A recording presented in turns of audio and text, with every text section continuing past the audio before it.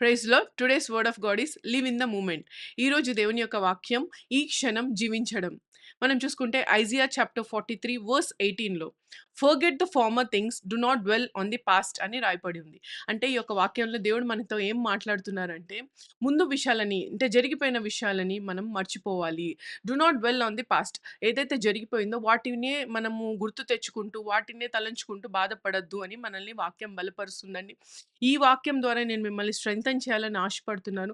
ఎవరైతే పాత విషయాలను తలంచుకొని బాధపడుతున్నారో, ఎవరైతే మీకు కలిగిన బాధల్ని, కష్టాలను తెచ్చుకొని బాధపడుతున్నారో బాధపడకండి. Live in the moment. ఈ క్షణం జీవించండి. ఈ క్షణం దేవుడు మీకు మీ యొక్క బ్లెస్సింగ్‌గా మీ యొక్క దేవుడు మీ యొక్క జీవితంలో పెట్టి ఉన్నారు. ఈ క్షణాన్ని ఆనందించండి. ఈ క్షణంలో సంతోషంగా జీవించండి.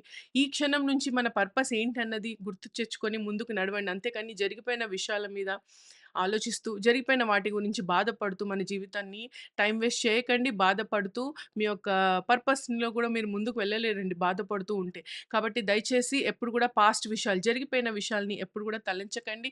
దేర్ మే బీ అంటే బిట్టర్ ఎక్స్‌పీరియన్సెస్ త్రూ పీపుల్. మనకి చాలా ఘోరమైన ఎక్స్‌పీరియన్సెస్ వచ్చుండొచ్చు. మన యొక్క లవ్డ్ వన్స్ నుంచి, చాలా ఫ్రాడ్ కైండ్ ఆఫ్ రిలేషన్‌షిప్స్‌లో నుంచి దేవుడు మనల్ని బయటికి తీసుకొని వచ్చుండొచ్చు.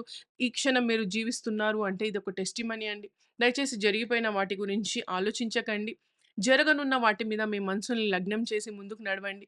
దేవుడు మీ యొక్క జీవితంలో ఈ క్షణాన్ని ఇచ్చారు. దీన్ని సంతోషంగా జీవించడం తెలుసుకోనండి.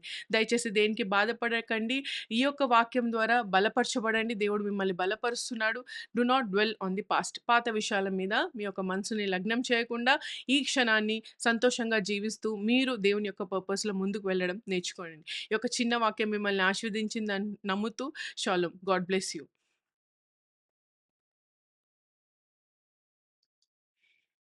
అమ్ము